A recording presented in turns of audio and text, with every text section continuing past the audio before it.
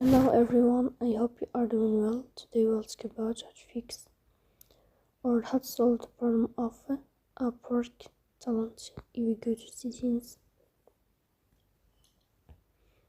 here in this page, if we go to apps, default apps, app settings, and above you will search about Upwork talent.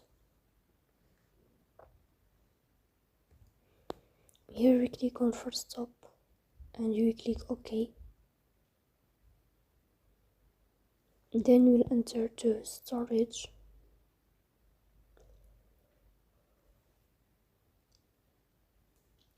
Here we click on clear cache. Then you will turn off your Wi-Fi and you will turn on your Wi-Fi again to fix that problem. So please don't forget to